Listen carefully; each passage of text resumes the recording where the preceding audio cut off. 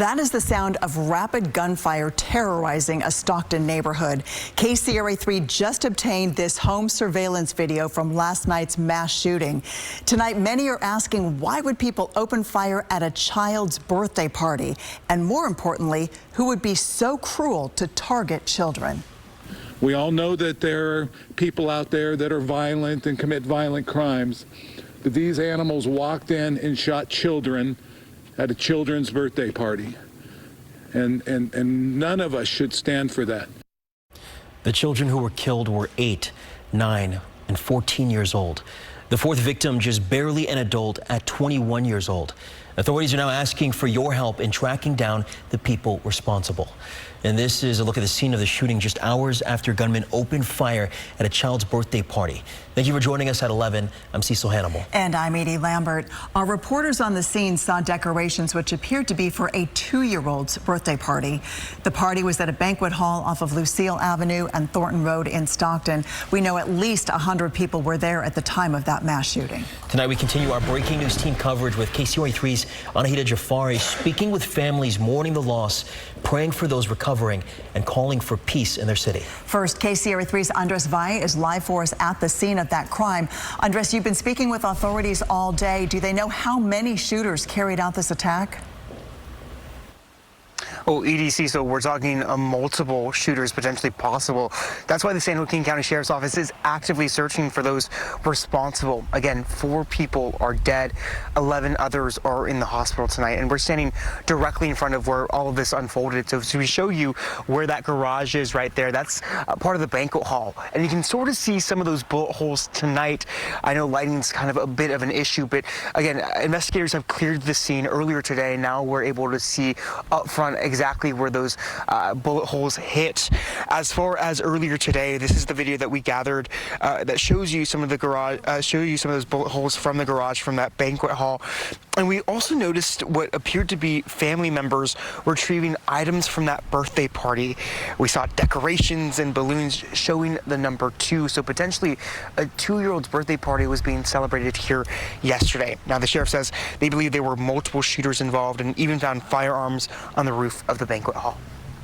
We believe, from what we've gathered so far, that there appears to be multiple shooters. I understand that there were some firearms found on the roof of the building, but whether they're related to this crime or not, we do not know. So I don't know how many, if there were multiple or one. So we're just, again, waiting to see how they fit in, if they do, to this crime. Now, the sheriff says this was a targeted attack, and the mayor has gone on to say this is gang-related. Now, the sheriff has yet to get on board and confirm that this is gang-related. They mentioned that they're trying to gather as much evidence as possible before they fully publicly say that this was gang-related. We're live in Stockton. I'm Andres Valle, KCRA3 News. Andres, you mentioned that 4 people have been killed. 11 others were injured in this shooting. What do we know about those people that were injured specifically? Well, guys, that information is again very limited at this time, but the sheriff did mention during that news conference earlier today that we at least know 1 person who's in the hospital is in critical condition. Again, we're working to learn more about those other victims and how they're doing tonight, and hopefully once we get that information, we'll provide that to you guys. All right, Andres, thank you. Well, investigators are working to find a number of suspects on the loose. The community is also focusing on those they killed and injured. Today, hundreds of people came together to hold a vigil. KCRA3's Anahita Jafari has more on their call for action and the fear that is now growing. Heartbreak hangs heavy over the city of Stockton tonight as people came out to a community vigil lighting candles like these in memory of the victims. Candles, flowers, and joining in prayer. Lord, our land need a healing right now. Less than 24 hours after a mass shooting claimed the lives of 4 and left 11 others hurt. I just saw a lot of hurt. I saw a lot of pain, but I also saw a lot of togetherness with the community. Faith in the Valley, a grassroots organization, put together this community vigil. advocating for change, saying it starts now. I just hope that this vigil is one of the starting points for people to actually wake up, to get involved as we did today, as the people that spoke, and just holding our people to their words today. The heartbroken community in Stockton coming together to spread love. We have an obligation to understand each other and to find a path forward that is constructive and will help diffuse the anger and violence in the city. Before it happens to someone else. I've been shot before when I was a child, when I was 18 years old, and it was a traumatic event for me, just living with that pain and anger and not knowing how to cope with it. But now that's why I could kind of relate. I bear witness to the oneness of God. One speaker, born and raised in Stockton and involved in working with victims of gun violence. It's gut-wrenching, the loss of life anytime, but especially when it's young people that are involved. Standing in the crowd, the Stockton Unified Superintendent shared a devastating detail. One of the children killed was a district student and their parent, a teacher. I got choked up when I spoke to her today, and I had to pull myself together because I needed to be strong for her. Obviously, children are what we care about, and so it's really hard for us, but we also believe in being strong for those that need it at the most. In Stockton, I'm Anahita Jafari, KCRA 3 News. And tonight, outside of that banquet hall where so many victims were shot, people have placed candles in memory of the 4 who were killed. As we mentioned, one of those victims was a student in the Stockton Unified School District. The district says it will offer counselors and mental health clinicians at all 55 of its schools. The district's board president promised they will do everything in their power to ensure students and families have a place of safety, healing, and support.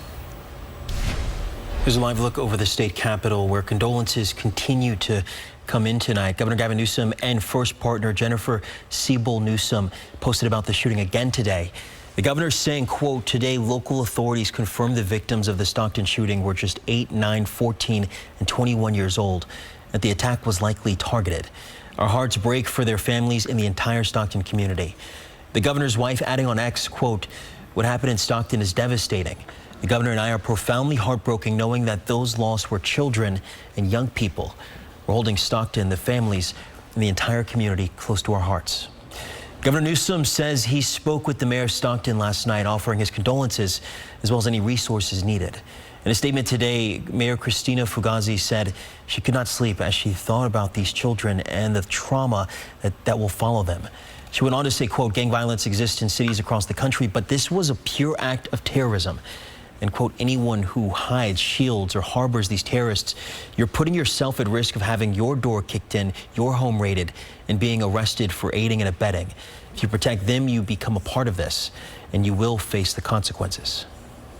The mayor urged anyone with information to call Stockton Crime Stoppers, and the numbers there on your screen, 209-946-0600. The mayor and Councilwoman Mariela Ponce have added money to the reward pool for information leading to an arrest and conviction. As you can see there, the reward now stands at $25,000, and you can remain anonymous. We will continue to follow the latest developments for you on air and online. Download the KCRA 3 app and turn on the push notifications so you get the latest information in this case as it comes in.